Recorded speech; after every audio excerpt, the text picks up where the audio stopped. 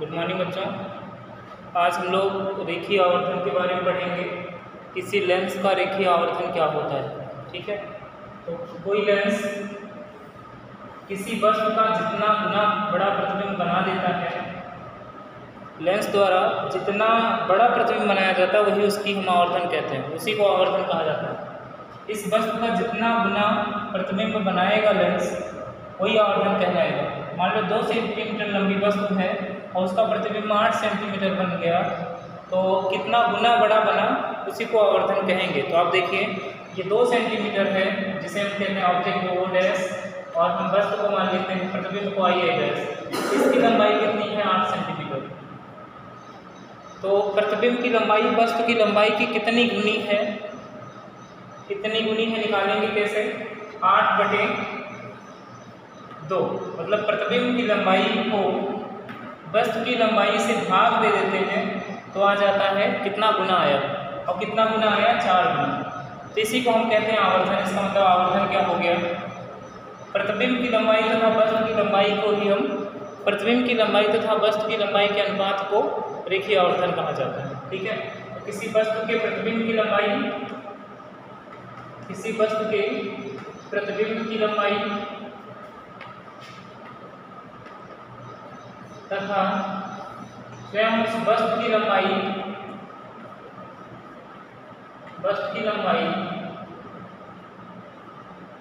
के अनुपात को रेखीय आवर्धन कहते हैं। इसे स्मॉल m से प्रदर्शित करते हैं। m बराबर होता है प्रतिबिंब की लंबाई को आप दिखा देना I से और I डैश से, और वस्तु की लंबाई को दिखाते हैं O डैश से। तो रेखीय आवर्धन का फॉर्मूला हो गया m = I dash upon O dash, ठीक है।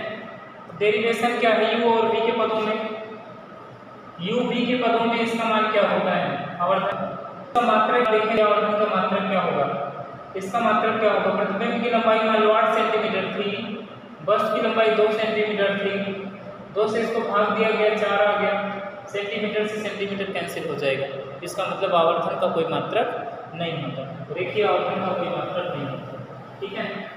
ये हो गया रेखीय आवर्धन। वस्तु के प्रतिबिंब की लंबाई और स्वयं उस वस्तु की लंबाई के अनुपात को हम कहते हैं रेखीय आवर्धन। तो रेखीय आवर्धन हम डेरिवेशन करेंगे। माना कोई लेंस है,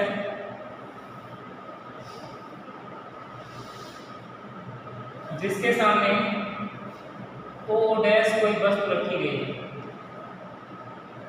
यहाँ से 2 प्रकाश किरणें हम आपतित कराते हैं, एक मुख्य अक्ष के समांतर और एक प्रकाशिक केंद्र से।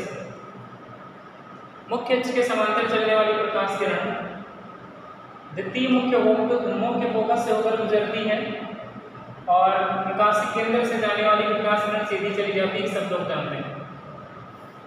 इस प्रकाश का प्रतिबिंब I डैश प्राप्त होता है, ठीक है। अब हम लोगों को ज्ञात करना है I dash upon O dash लाएंगे। I dash upon O dash के स्थान पे हम लोग m लिख लेंगे।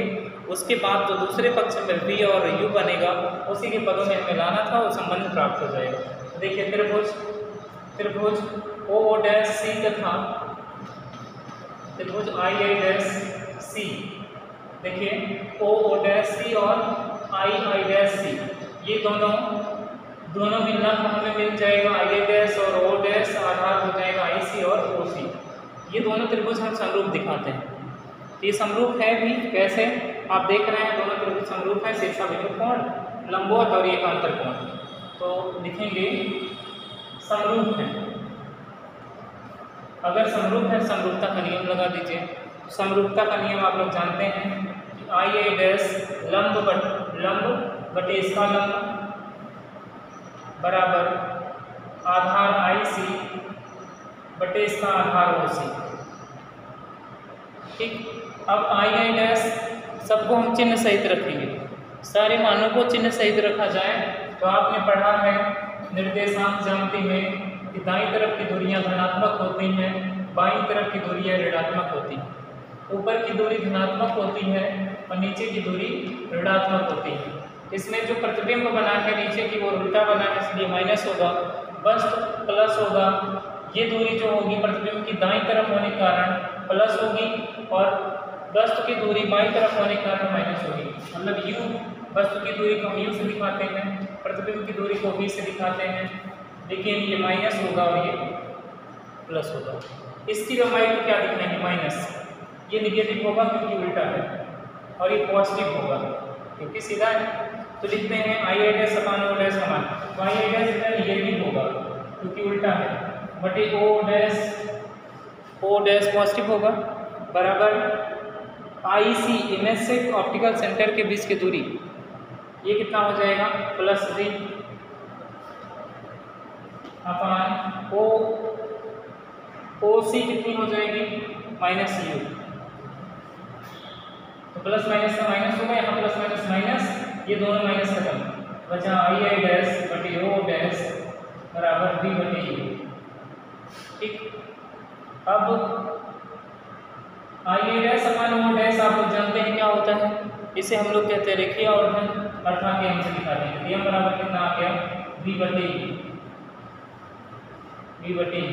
तो याद रखना आई आई डैश समान ओ डैश बराबर होता है v बटे u, और उसी को हम यम भी कहते हैं, तो यम बराबर हो गया v बाई u। तो डेरिवेशन आप लोग कर लीजिएगा। ऐसे ही अवतल लेंस द्वारा भी आप डेरिवेशन करेंगे, तो अवतल लेंस के लिए भी आवर्धन का फॉर्मूला यही प्राप्त होता है। ठीक है, यम बराबर v अपान u वहाँ भी प्राप्त होगा, तो आप उसको खुद से कर लीजिएगा। इसका मतलब उत्तल तथा अवतल दोनों लेंसों की आवर्धन समान होते हैं।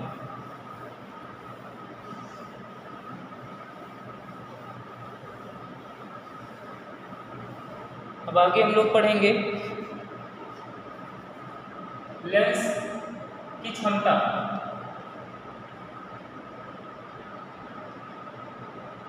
चलो लेंस की आवर्धन हो गई, संयुक्त लेंस की फोकस दूरी, चलो लेंस की क्षमता बता रहे हैं आपको। लेंस की क्षमता, वो आवर्धन था, ये क्षमता है, इसे कहते हैं पावर ऑफ लेंस।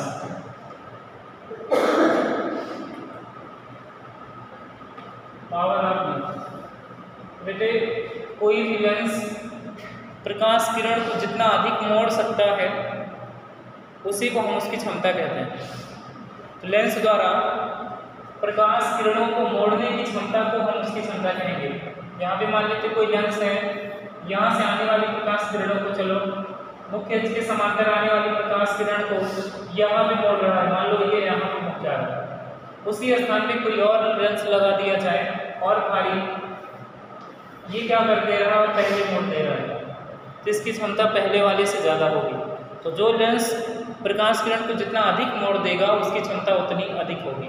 ठीक है, लेकिन हम देख रहे हैं कि जब क्षमता अधिक हो जा रही है अर्थात प्रकाश ज़्यादा मुड़ रहा है तो फोकस दूरी कम हो जा रही है, क्योंकि मुख्य अक्ष के समांतर चलने वाली प्रकाश किरणें अपवर्तन के पश्चात जिस बिंदु पर मिलती है उसी को हम कहते हैं फोकस।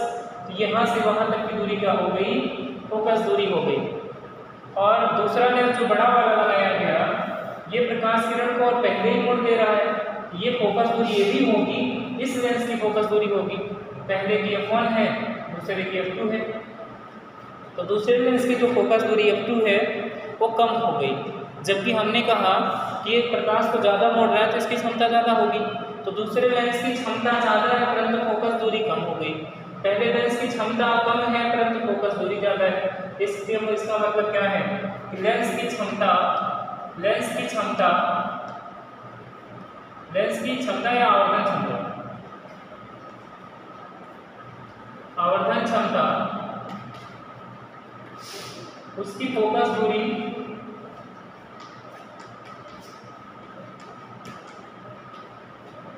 के व्युत्क्रम के बराबर होती है।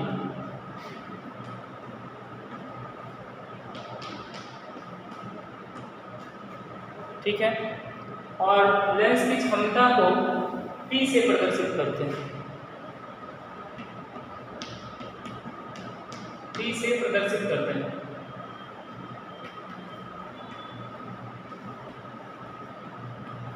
ठीक है, तो P बराबर क्या होगा? क्षमता बराबर 1 फोकस दूरी, P बराबर 1/f। ठीक है, क्षमता का मात्रा डायोप्टर होता है, क्षमता का मात्रक डायोप्टर होता है। ठीक, इसको नोट कर लीजिएगा।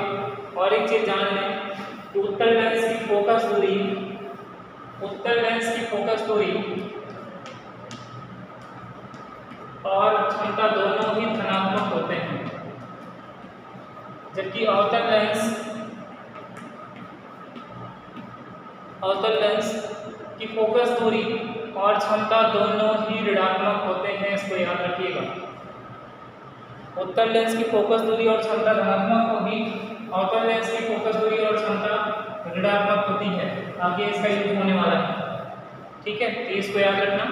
अवतल है तो ऋणात्मक, उत्तल है तो धनात्मक। अब हम लोग पढ़ेंगे कि दो लेंस एक साथ रखे गए हों तो उनकी संयुक्त फोकस दूरी क्या होगी और उनकी कुल क्षमता क्या हो जाएगी। तो दो लेंस एक साथ लगे होंगे, डिपेंड करता है वो कैसे लेंस है, दोनों एक तरह के हैं कि विपरीत प्रकृति के हैं। तो मान लेते हैं दो लेंस एक साथ हैं, एक ये उत्तल हो गया, एक उत्तल हो गया। तो पहले तो हम फॉर्मूला पढ़ेंगे कि इसकी तुल्य फोकस दूरी क्या होगी। तो संयुक्त संपर्क में रखे लेंसों की संयुक्त फोकस दूरी या तुल्य फोकस दूरी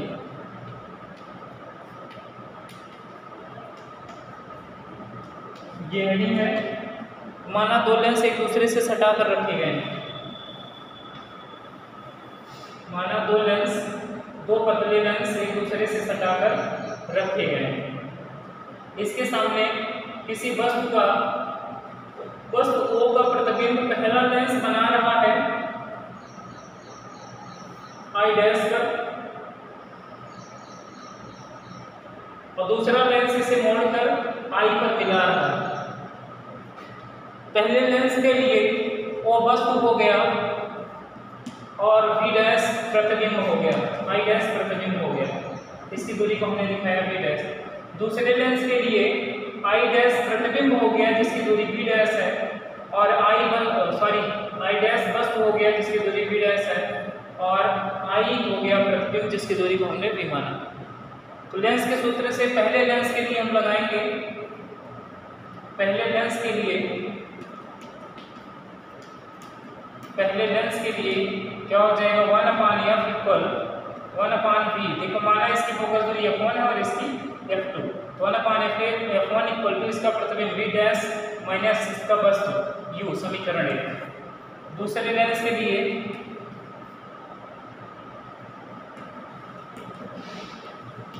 दूसरे लेंस के लिए 1/f2 इक्वल 1/ इसका प्रतिबिंब v है बेटा, v माइनस इसका वस्तु कौन है v डैश। ठीक है, समीकरण 2। समीकरण 1 और 2 को जोड़ लीजिए। समीकरण 1 और 2 को जोड़ने पर क्या हो जाएगा 1/f1 प्लस 1/f2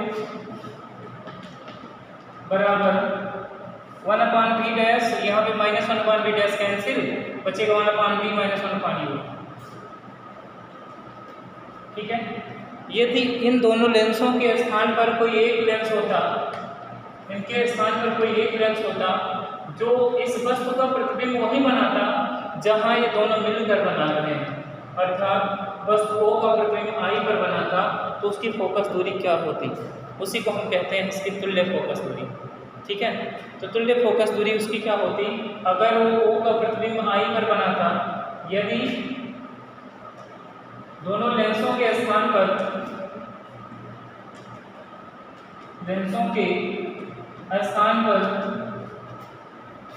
कोई एक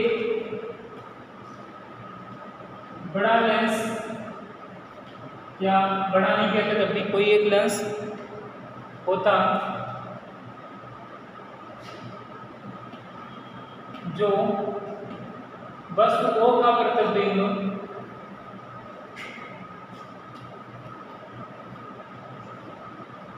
I पर बनाता, तब उसकी फोकस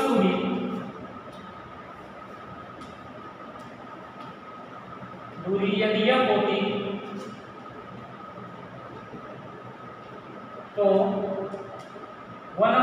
इक्वल क्या लिखते हैं आप? प्रतिबिंब v पर बना है I पर, तो v माइनस 1/u ये तो होता। समीकरण 1 और समीकरण 2 को देखिए आप, तो दोनों के आरएचएस बराबर हैं, तो एलएचएस भी बराबर हो जाएंगे। समीकरण